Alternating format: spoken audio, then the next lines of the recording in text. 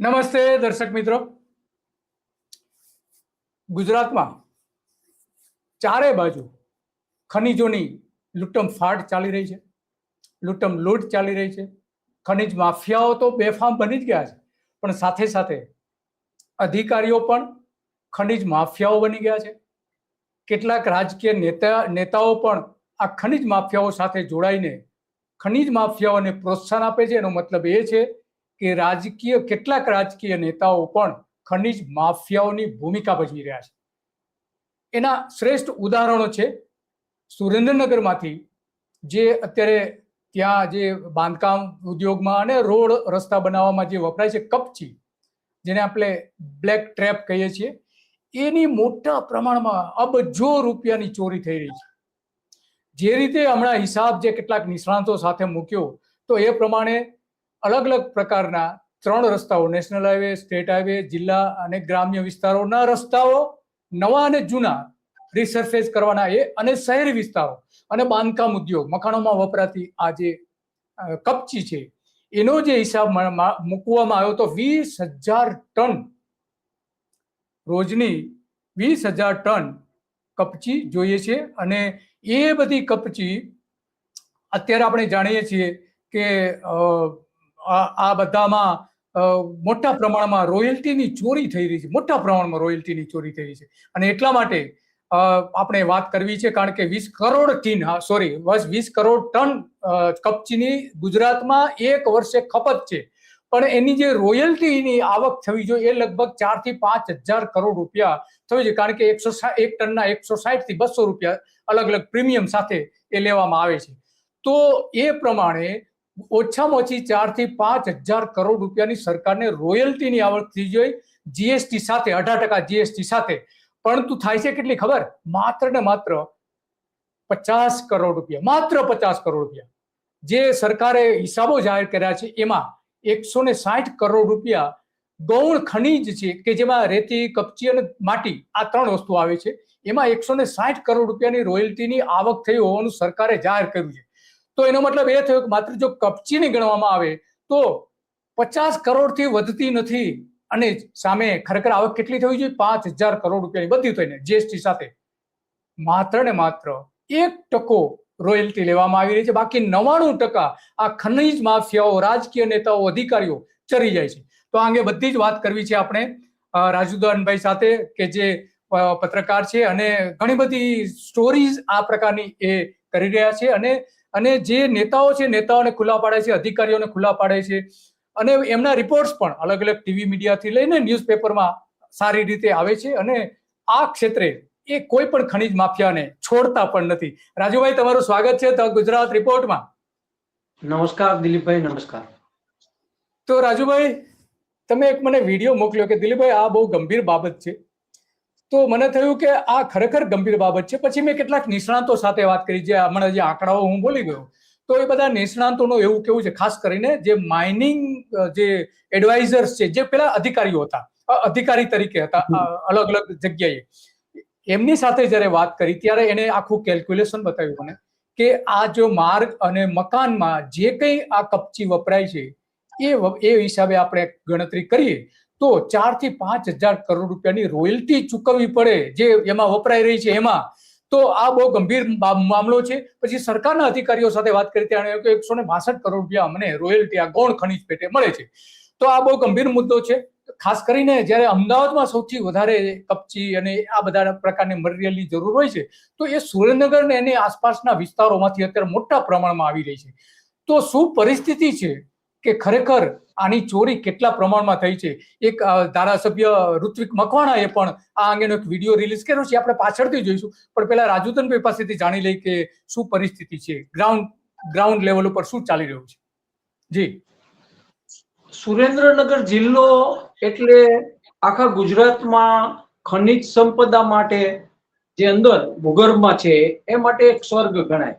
અને black trap, કોલછો, એટલે ઘણી બધી એવી જે છે આઈટમો, એ બધી જ આ ધરતીમાંથી નીકળે છે. આખો વિસ્તાર એવો છે કે જ્યાંથી આ બધું નીકળે છે અને બધે બીજા જિલ્લા સુધી પહોંચે છે. એમાં ખાસ કરીને વિવાદ તો ત્યારે થાય છે કે જ્યારે વહીવટી તંત્ર કોઈ પણ કાર્ય કરે, રેડ કરે કે પકડે, ત્યારે પ્રિન્ટ મીડિયા છાપાવાળા અને જે પોલીસ નક્કી કરે રેડ કરવાનું, પછી રેડ કરે છે અને એ લોકો પછી એમાં માફિયા અને એવા શબ્દો વાપરે છે.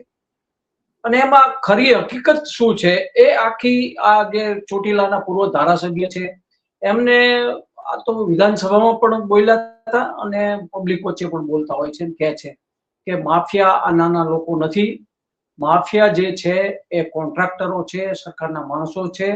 અને આપણે એક દ્રષ્ટિએ જોઈ કે ભાઈ ઋત્વિકભાઈ મકવાણા એ કોંગ્રેસના હોવાથી, વિપક્ષના હોવાથી આવું બોલતા હશે, પણ એવું નથી. એક મોટો સમાજ સુરેન્દ્રનગરમાં છે, કોળી ઠાકોર સમાજ, અને તેના બંને નેતાઓ છે શામજીભાઈ ચૌહાણ જે આ ધારાસભ્ય બન્યા છે, અને ઋત્વિકભાઈ મકવાણા જે કોંગ્રેસના, એ પણ એકવાર ધારાસભ્ય રહી ચુક્યા છે. અવારનવાર અહીંયા તો સાંસદે કોળી સમાજમાંથી આવતા હોય છે અને આ પણ થતા હોય છે ધારાસભ્ય. હવે આ એમના વિસ્તારને લગતી વાત છે, એમની વસ્તી જ્યાં જાજી છે, પણ એ લોકો ગરીબ છે મોટા ભાગના, એટલે એ લોકો અહીંયા ખાંડનું કામ કરતા હોય છે. હકીકતમાં તમે માફિયાને જુદો તારો ને તો માફિયા તો આખી સરકારને વહીવટી તંત્ર છે. સુરેન્દ્રનગરમાં જે કમલમ જે બન્યું ને કરોડોના ખર્ચે, જયારે પાટીલે અહીંયા પ્રવાસ કર્યા અને ખુલ્લે આમ પૈસા માંગ્યા બધા પાસે કે કમલમ કરવાનું છે, આપણે દરેક જિલ્લામાં એક એક કમલમ થશે, એમાં સુરેન્દ્રનગરનું કમલમ છે, એનો એક એક ઈંટ ને એક એક પથ્થર બોલે કે આ કોના પૈસે બન્યું છે. એટલે એવું કઈ તમે જોવા જાઓ તો રાજકારણમાં તો આ લોકોને ભૂલવાની ટેવ હોવાથી એ લોકો એમની રીતે કરતા હોય છે, કહેવાનું કઈ અને કરવાનું કઈ. પણ એની પાછળ જે તંત્ર છે આખું વહીવટી તંત્ર જિલ્લાનું, એ લાગી પડ્યું છે. જિલ્લાનું વહીવટી તંત્ર સમજે છે કે સરકાર શું ઈચ્છે છે, સરકારના માણસો શું ઈચ્છે છે, અને રાજકારણ એવું છે કે સુરેન્દ્રનગરનું કે આ મોટો સમાજ હોવાથી એનો લાભ લેવા માટે ચૂંટણી આવે ત્યારે આ બધા ખેલ થતા હોય છે, અને એ વોટ બેંક માટે થઈ અને આ ધરતીને ખોદવામાં આવે છે. એમાં જે સાચા માફિયા છે એના કોઈ દિવસ નામ બહાર આવ્યા નથી. અનેક લોકો આ ધરતીમાં ગરીબ માણસો ધરબાઈ ગયા છે, કંઈક મજૂરોના આમાં લોહી રેડાણા છે, આમાં કંઈક મરી ગયા છે. કલેક્ટર થી લઈને કારકુન સુધી દરેક ઉપર હુમલા પણ આ લોકો માફિયાઓએ કરેલા છે. અને આ જગજાહેર વાત છે કે આટલી બધી ખનિજ સંપદા છે તો સરકાર એમના હસ્તગત કેમ નથી કરી લેતી, એમને લીગલ કેમ નથી કરતા. વાત બિલકુલ ધારાસભ્યની સાચી છે કે આ લીગલ કરી દો.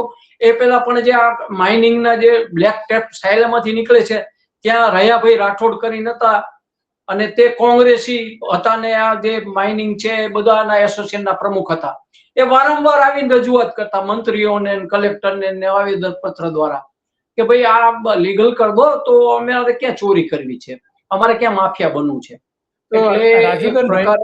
રાજુદાનભાઈ, આજે આપણે જોઈ રહ્યા છીએ કે આ જે ટ્રકો છે એ ઉપર ડ્રોન થી લીધેલી તસવીર છે, અને જોઈ શકાય છે કે આમાં 100% ટ્રકો કોઈ પણ જાતના રોયલ્ટી ચૂકવા વગર આટલા મોટા પ્રમાણમાં ટ્રકો ભરીને ત્યાં ઊભી છે જવા માટે, એ આપણે સ્પષ્ટપણે જોઈ શકીએ છીએ. તો રાજુદાનભાઈ, આપણે ઋત્વિક મકવાણાએ જે વિડીયો જે રિલીઝ કરેલો છે એ પણ જોઈએ કે શું કહી રહ્યા છે. આ વિસ્તાર તમે જે દેખાડો છો એ સાયલા બ્લેક ટેપ એટલે કે કપચી જે નીકળે છે, બાંધકામમાં ખાસ વપરાય, બાંધકામમાં જે વપરાય છે. આજે આપણે વિડીયો જોયો એ કપચીની માંગ કોની પાસે છે. હા, તો તમે વિચારો કે હીરાસર એરપોર્ટ જ્યારે બન્યું, હા, ત્યારે કોન્ટ્રાક્ટરોએ આજુબાજુમાંથી આ વસ્તુનો ભરપૂર ઉપયોગ કર્યો, માટીનો અને કપચીનો, અને ખૂબ જ ઉપયોગ થાય છે. 6 લેન બન્યો રાજકોટ થી અમદાવાદ વાળો લીમડી સુધી, આમાં ભરપૂર ત્યાંથી જ એ લોકોએ લીધું. અને આ તો ચોખ્ખો ફાયદો હતો. અને કમિશન પ્રથા સરકારમાં તો છે જ, બધાને ખબર છે કોણ કેટલું કમિશન ખાય છે. ભૂપેન્દ્રભાઈ પટેલ અહીંયા ચા પીવે એવું નથી પૂછતા કે રાજુદાનભાઈ, ઋત્વિક મકવાણા ધારાસભ્ય જે શું કહી રહ્યા છે એ પણ આપણે સાંભળીએ કે કઈ રીતે સરકાર પોતે માફિયાગીરી કરી છે. જોઈએ, એમને સાંભળીએ. અરે, એમાં આક્ષેપની કોઈ વાત જ નથી. સીધું અને સાદું લોજિક છે. સાયલાની અંદર કોરી ઉદ્યોગ ચાલે છે, આટલો મોટો નેશનલ હાઈવે બન્યો છે, એની અંદર કેટલી કપચી વપરાય છે, કેટલી માટી વપરાય છે અને કેટલી રોયલ્ટી ભરાય છે.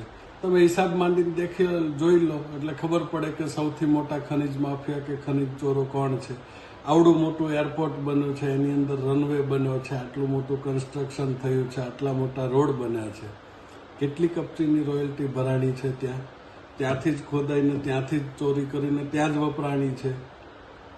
સૌથી વધારે ચોરી સરકારી વિભાગો, સરકારી કોન્ટ્રાક્ટરો અને સરકારમાં બેઠેલા અધિકારીઓ કરે છે. થાન વિસ્તારની આસપાસમાં જેટલી પણ કોલસાની ગેરકાયદેસર ખાણો ખોદાય છે, અહીંયાના નાના છોકરાઓને ખબર છે કે 1.5 લાખથી 1.25 લાખ રૂપિયાનો હપ્તો જાય છે. તો ખનિજ માફિયા તો એ લોકો છે. એની વિરુદ્ધ કાર્યવાહી કરવાને બદલે નાના કોઈ ફોનમાં માહિતી આપનારા કે બીજા ત્રીજા નાના માણસોને પકડી અને વાહવાહી લૂંટવાની આ જૂની સિસ્ટમ છે. આમાંથી બહાર નીકળવું જોઈએ. સરકાર ખરેખર ખનિજ ચોરી રોકવા બાબતે ગંભીર હોય તો એ દિશામાં પગલાં લેવા જોઈએ અને નહીતર આને વ્યવસાયની રીતે કાયદેસર કેવી રીતે કરી શકાય, નાના માણસોને એનું માર્ગદર્શન આપવું જોઈએ, એને મદદ કરવી જોઈએ, એને રેગ્યુલાઇઝ કરવું જોઈએ. આટલો મોટો મોરબીનો સિરામિક ઉદ્યોગ ચાલે છે, અહીંયાના વિસ્તારમાંથી ચાઇના ક્લે અને સિપરાની ચોરી થાય છે, ખબર છે કે ઇન્ડસ્ટ્રીઝમાં જાય છે. શા માટે લીગલાઇઝ નથી કરતા? એને લીગલાઇઝ નથી કરતા એટલા માટે કે દર ચૂંટણીએ આવીને ક્યારેક મકવાણાને બદલી દઈશું, ક્યારેક બારોટને બદલી દઈશું, અધિકારીઓની બદલી કરવાના નામે તમારે મત જોતા છે, એમની જ પાસેથી દબાવીને હપ્તા જોતા છે, એમની જ પાસેથી દબાવીને તમારે સત્તા જોઈએ છે. એટલા માટે આ બધું થઈને તમે ચલાવો છો. એટલે આવા નાના માણસોને હેરાન કરવાનું બંધ કરો.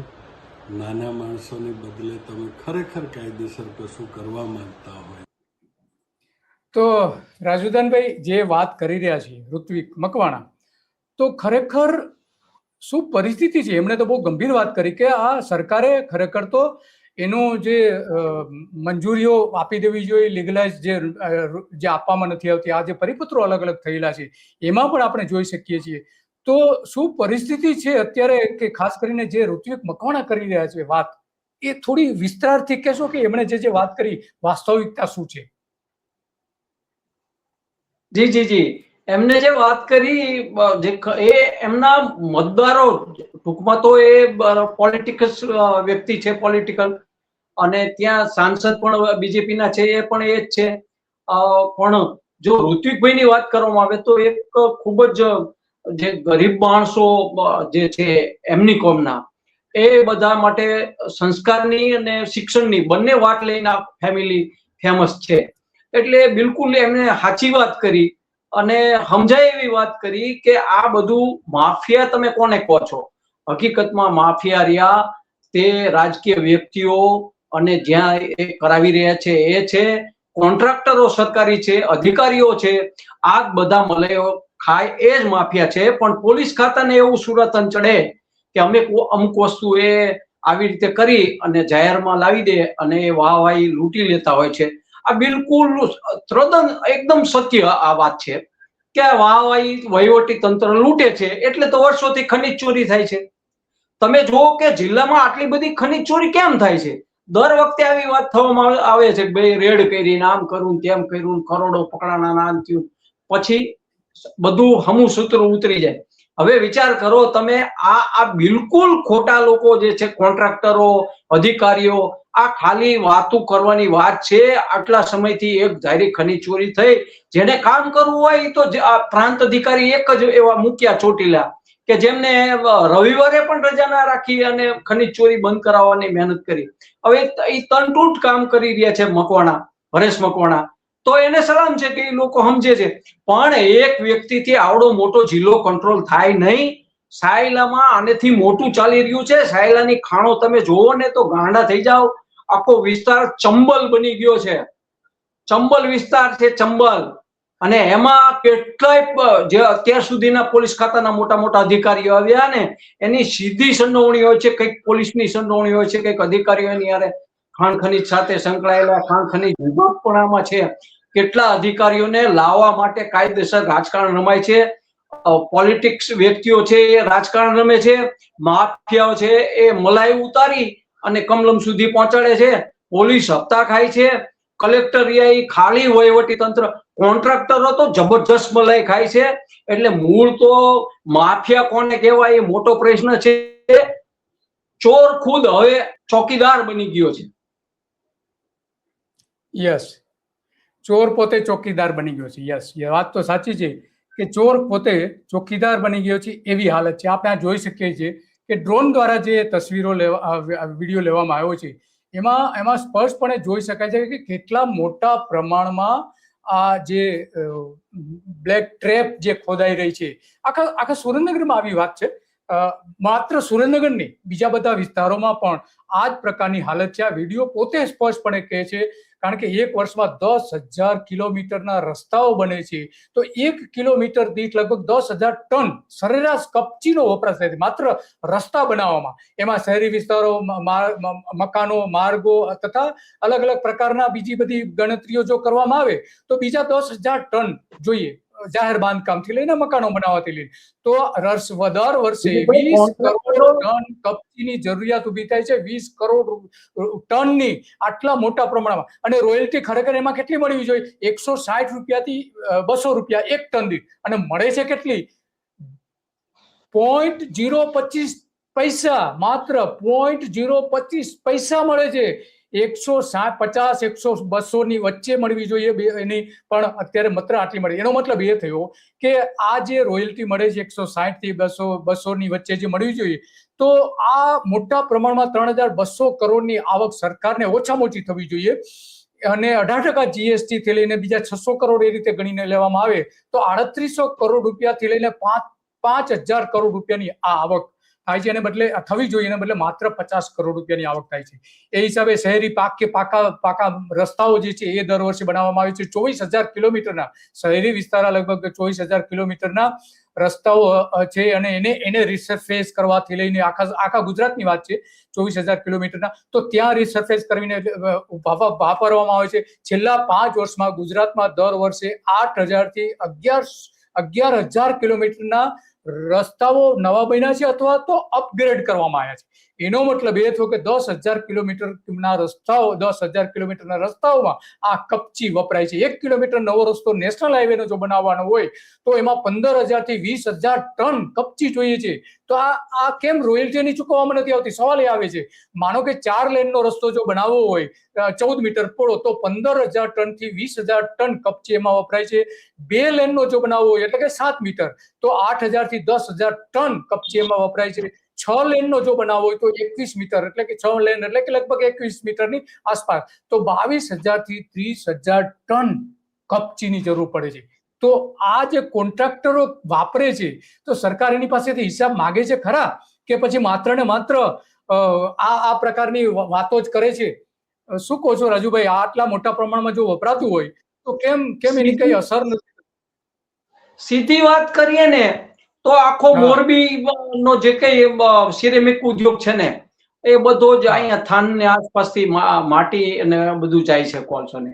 અને બીજી બાજુ જોઈએ તો 6 લેન ને હીરાસર એરપોર્ટ, કાંઈ કરવાનું નથી. સરકાર ચેક કરે કે આ કેટલી રોયલ્ટી ભરીને ક્યાંથી આ બધો માલ લીધો. આ બધા સીધા ભાગીદાર. હું કઉ છું કે આ ચોકીદાર જ ચોર છે. એટલે આખી સરકારના માણસો જે અધિકારીઓ બેઠા છે એ, અને આ બધા કઈ મોટા નેતામાં આ બધાની પડી નથી, કારણ કે જોતમાં આ કરોડપતિ બની જતો હોય છે. અને માર્ગ મકાન વિભાગ તો આખો પૈસા વાળો. સુરેન્દ્રનગર જિલ્લામાં નોકરી થવી એટલે 2 વસ્તુ છે, કા દુર્ભાગ્ય કા સદભાગ્ય. કારણ કે દુર્ભાગ્ય એટલે કે આ જિલ્લાના 2 કલેક્ટરો જેલમાં હડે. એટલે આ પ્રકારે અનેક અધિકારીઓ છે એને લૂંટ સંપત્તિ બનાવી છે. એક ખાણ ખનીજના અધિકારી આવેલા અને એને એવું કીધું કે આ માફિયામાં સામે મારે જ્યાં જવું હોય તો થોડીક મારે સુરક્ષાની જરૂર પડશે. તો પોલીસ એની રીતે હતી ને આ એની રીતે હતા. એટલે એમને કીધું ભાઈ તમારે સુરક્ષાની જરૂર પડે તો હું રિવોલ્વરનું લાયસન્સ આપું. એને જિલ્લાને 250 જેટલા લાયસન્સો આપેલા પોલીસે અભિપ્રાય વગર. એમ આ ખનિજ ખાતાના અધિકારીને રિવોલ્વર અપાઈ છતાં પણ એ ના જઈ શક્યા. એટલે આ પ્રકારે અહીંયા અધિકારીઓ કેટલાય આવે છે એને તો રાજીનામા દઈ દીધા. બારોટ જેવા નિષ્ઠાવાન અધિકારીએ તો રાજીનામું આપી દીધું.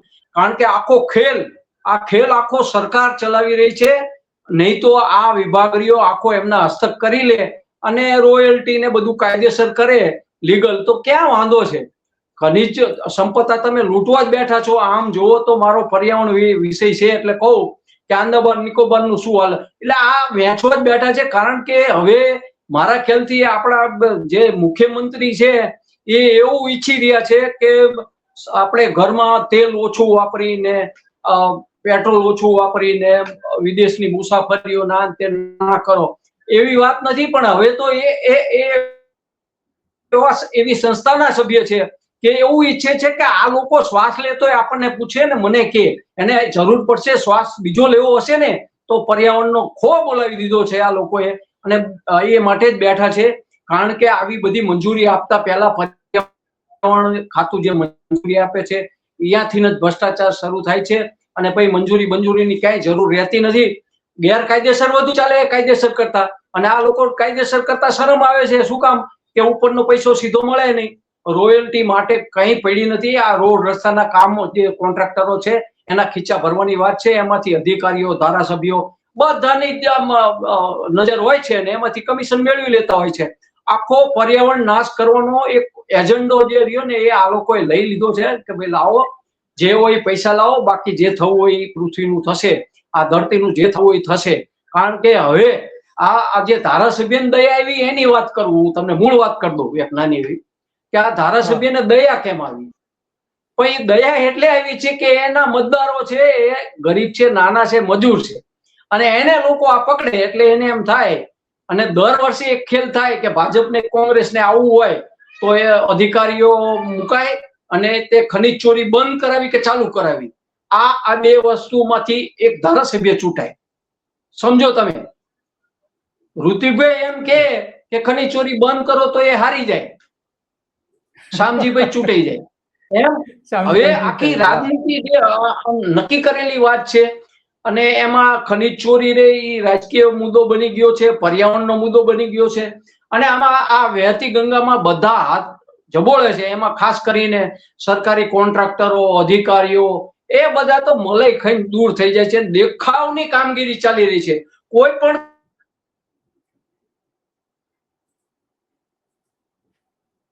એમનું નેટવર્ક જતું રહ્યું છે. તો મૂળ વાત એ છે કે વાસ્તવમાં જે કંઈ થવું જોઈએ ખરેખર એ થતું નથી. આ જોઈ શકીએ છીએ કે જે આ પ્રકારની કોલસાની ખાણો હોય છે અને એમાં એનો ઉપયોગ થતો હોય છે. તો આ આખી વાત જે છે એ બહુ ગંભીર એટલા માટે બની જાય છે કે મૂળ મહત્વની બાબત તો એ છે કે જે સરકારમાં ખરેખર બેઠેલા લોકો છે એમણે આના જે કોન્ટ્રાક્ટર પાસેથી ખરેખર એને માગવું છે કે તમે કપચી ક્યાંથી લાયા, બ્લેક ટ્રેપ લાયા ક્યાંથી? કારણ કે જો આ આટલા મોટા પ્રમાણમાં કમિશન માંગ્યું ને, હાજી જી એને કમિશન માંગ્યું, એને એ ના માંગ્યું કે રોયલ્ટી લાવો. એમ અહીંયા જેટલા કલેક્ટરો આવે છે એ કોઈ એ વાત કરતા જ નથી કે આમાં શું મળે છે, કે આને શું લીગલ કરવું જોઈએ. એ તો સીધી વાત કરી જ નાખે છે. એ અલગ માફિયા. આ ધારાસભ્યનો કહેવાનો અર્થ હજી સુધી મીડિયા વાળા પણ સમજ્યા નથી અને નથી અધિકારીઓ સમજતા કે એ વિધાનસભામાં પણ બોલ્યા છે. એમાં આજ બોલ્યા છે કે ભાઈ તમે માફિયા કોને કહો છો? તમે ચોર છો ને તમે પાછા એમ કહો છો કે અમે કાર્યવાહી કરશું. તમે માફિયા કહેવાનો અર્થ આખો ઉલટો બની ગયો છે. અહીં માફિયા કોણ છે અને મજૂર કોણ છે એને જુદા પાડવાની જરૂર છે. એટલે આખો જિલ્લો રહ્યો એ પર્યાવરણની દ્રષ્ટિએ અને ખનિજ સંપદાની દ્રષ્ટિએ ખૂબ આગળ આવ્યો છે, વિકાસ કરે એવો છે. પણ સરકાર ધ્યાન આપે તો ને, સરકાર ખુદ વિચારે કે આટલી બધી સંપદા રહી ગેરકાયદેસર ઉપરથી રૂપિયો વયો જાય, એની કરતા સરકાર પાસે રહે તો એ સરકાર વાપરશે એને. પણ એવું કોઈ કરવા માંગતા નથી. અધિકારીઓ કુવા બુરોમાં કરોડો રૂપિયા વાપરે છે અને ખનીજ માફિયા એ જ કુવા ખોદીને પાછા પૈસા કમાય છે. એટલે ચૂંટણી આવે ત્યારે માફિયા અને આ બે એક બની જાય છે નેતાઓ. તો આને કઈ રીતે નિયંત્રિત કરી શકાય? જે ચોરી થઈ રહી છે આટલા મોટા પ્રમાણમાં આખા રાજ્યમાં થતી હોય ચોરી, અને એમાં ખાસ તો સુરેન્દ્રનગરમાં સૌથી વધારે એમની નિષ્ઠા હોય તો 1 કલાક ના થાય. અત્યારે એ કે છે કે બધું ડિજિટલકરણ થઈ ગયું, ગૂગલ થી જોવે ને તોય બધી ખબર પડી જાય કે સુરેન્દ્રનગર કેવું ખોદી નાખ્યું છે આ લોકોએ. નથી, દરેકને આ વસ્તુ લાગે છે. અને આ ઋત્વિકભાઈ મકવાણાએ અગાઉ કીધું હતું કે ભાઈ જેને કઈ લાગતું વળગતું નથી એ હપ્તા લઈ જાય છે.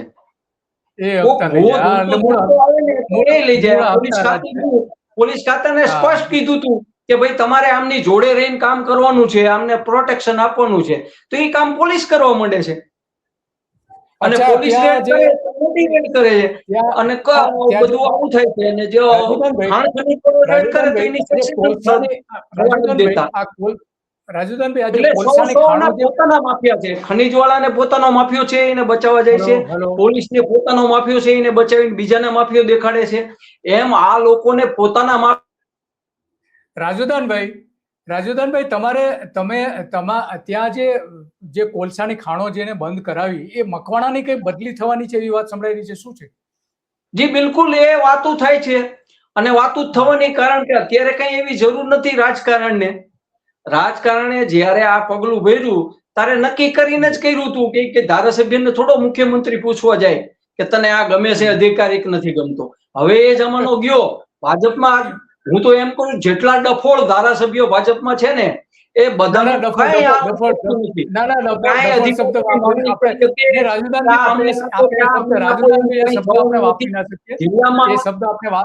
ધારાસભ્ય માટે ન વાપરી શકીએ. ધારાસભ્યની પોતાની એક ગરિમા છે, ભલે એ ખોટું કરતા આપણે જાહેર કરીએ પણ એ શબ્દ આપણે ન વાપરી શકીએ. પણ એ લોકો જનતાને મૂર્ખ સમજે છે એવું આપણે કહી શકીએ. હાજી, હા, જી જી બિલકુલ, મૂર્ખ સમજતા નથી, એમનું કઈ ઉપજતું જ નથી. એમનું ઉપજતું હોય તો એમનું દિલે બળતું હોય ને કે હું અહીંયાથી ધારાસભ્ય થયો છું. પણ હવે તો ટિકિટના આ બધા જે કઈ હથકંડા છે, બીજા પક્ષમાં હોય 2 મિનિટમાં એનો મંત્રી થઈ જાય, કોંગ્રેસમાંથી ભાજપમાં આવતો રહે, ભાજપમાંથી કોંગ્રેસમાં હોય. આ બધું આખું જે પ્રોપરગંડા ચાલી રહ્યું ને રાજકારણ, હવે આ હકીકતમાં તો આ જ માફિયા છે. પોલીસને ક્યાંય ગોતવા જવાના નથી, પણ હવે પોલીસની ઉપર છે. યસ. તો રાજુદાનભાઈ તમે ઘણી બધી સારી વાતો કરી.